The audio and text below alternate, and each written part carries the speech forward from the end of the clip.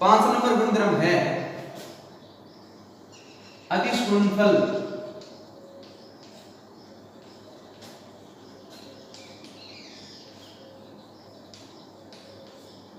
वितरणकारी होता है, वितरणकारी होता है।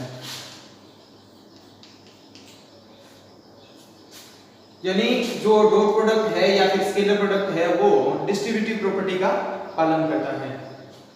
इसके लिए हम 3 सदिश लेंगे, A30, B30 और C30।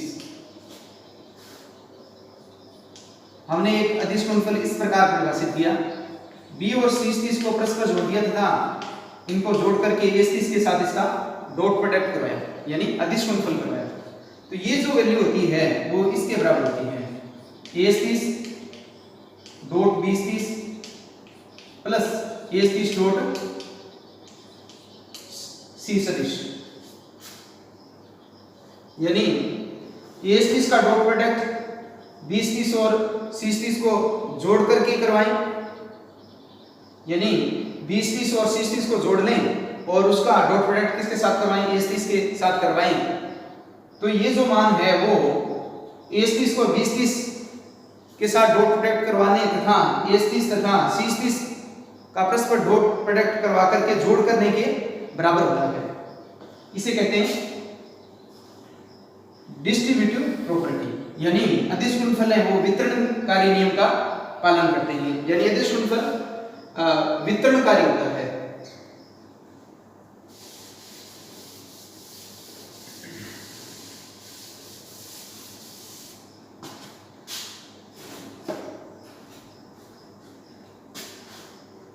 अब हम देखेंगे छठा गुणधर्म,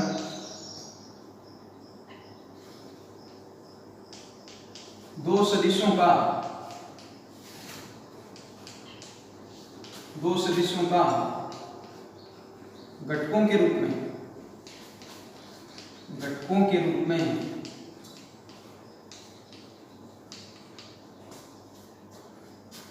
अदिश गुणनफल।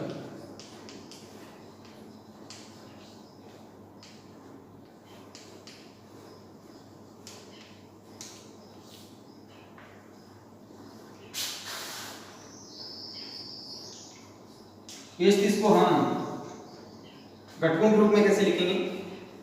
A30 को हमने वियोजित करके देखा था कार्तीय निर्देशांक पद्धति में, तो कितना प्राप्त हुआ था? A30 बराबर होता है AX I cap AY J cap तथा AZ K कैप, जहां AX AY AZ क्या थे? क्रमशः X Y तथा ZX के निर्देश ये सदिश के घटक थे तथा I cap J cap K cap क्या है? अक्षीय एकांक सदिश हैं। और इसी प्रकार हम कार्तीय निर्देशांक पद्धति में दूसरा सदिश B30 लेते हैं, तो इसको कैसे लिखेंगे? BX I cap plus BY J cap plus BZ K cap. अब हम इनका अदिश गुणनफल करके देखते हैं क्या प्राप्त होगा। A30 डॉट B सदिश, A30 है हमारा AX I cap plus AY J cap plus AZ K cap, और B30 है BX I cap plus BY J cap plus BZ ठीक है।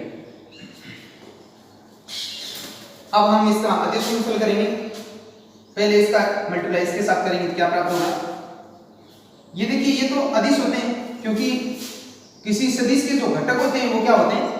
अदिश होते हैं, और अदिश है वो सामान्य बीजगणित के नियमों का पालन करते हैं। इसलिए हम AX और BX का गुणा करना लिखेंगे AX BX,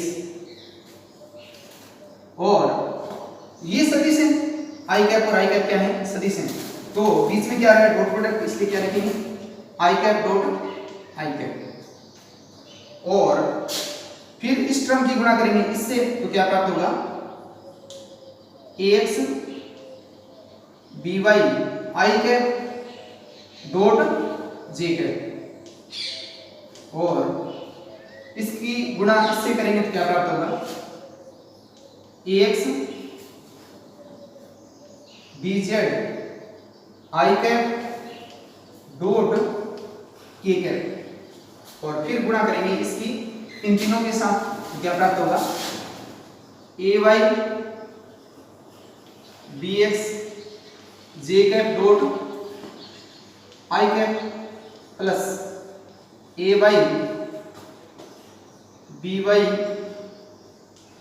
j cap dot j cap, और फिर इसकी इसके साथ मल्टीप्लाई होगी, क्या प्राप्त होगा, ay bz j cap dot k cap, और फिर az k कैप की गुणा होगी bx I cap by j cap और bz k कैप के साथ, तो क्या प्राप्त होगा, az bx k cap dot I cap plus az by k cap dot j cap plus az bz k cap dot k cap, ax bx I cap dot I cap, ax by I cap dot j cap, ax bz I cap dot k cap, ay bx j cap dot I cap, ay by j cap dot j cap, और ay bz j cap dot k cap, और az bx k cap dot I cap plus az by k cap dot j cap plus az bz k cap dot k cap. अक्षीय एकांक सदिशों के गुणनफल में हमने देखा कि I cap dot I cap क्या होता है, 1 होता है, और j cap dot j cap भी क्या होता है, 1 होता है, तथा k cap dot k cap भी क्या होता है, 1 होता है। इसके अलावा I cap dot j cap 0 होता है, I cap dot k cap 0 होता है, j cap dot I cap 0 होता है, j cap dot k cap 0 होता है, तथा k cap dot I cap भी 0 होता है, तथा k cap dot j cap भी 0 होता है। तो यहां से हमें अदिश गुणनफल का मान कितना प्राप्त होगा, इसको यहां लिख देते हैं, ax bx, क्योंकि I cap dot I cap 1 हो गया, उसके बाद जो नॉन जीरो टर्म बचेगी वो होगी ay by plus az bz। इस प्रकार हम दो सदिशों का घटकों के रूप में अदिश गुणनफल को प्राप्त कर सकते हैं। याद देखिए कि जो नॉन वेनिसिंग टर्म है वो कौन कौन सी हैं, इसका इसके साथ मल्टीप्लाई, इसका इसके साथ मल्टीप्लाई तथा इसका इसके साथ मल्टीप्लाई, सिर्फ ये 3 टर्म है वो बचेगी। इसके अलावा अक्षीय एकांक सदिशों के अदिश गुणनफल के गुणधर्म से बाकी टर्म क्या हो जाएंगी, 0 हो जाएंगी, यानी ये टर्म बचेंगे सिर्फ ax I cap bx I cap, ये क्या आएगा ax bx, इसका इससे मल्टीप्लाई करेंगे तो क्या आएगा ay by az bz, क्योंकि I cap dot I cap क्या होता है 1, j cap dot j cap क्या होता है 1, तथा k cap dot k cap क्या होता है 1 होता है। और जो टर्म है बाकी जो 6 टर्म्स बची वो क्या हो जाएंगी, 0 हो जाएंगी। तो डायरेक्ट हम इस प्रकार अदिश गुणनफल वो कर सकते हैं घटकों के रूप में, यानी I कैप के गुणांक को परस्पर मल्टीप्लाई करना होता है ax bx, उसके बाद j कैप के गुणांक को परस्पर मल्टीप्लाई करना होता है ay by, फिर k कैप के गुणांक को परस्पर मल्टीप्लाई करना होता है यानी az bz। इस प्रकार हम सदिशों का घटकों के रूप में अदिश गुणनफल को कर सकते हैं।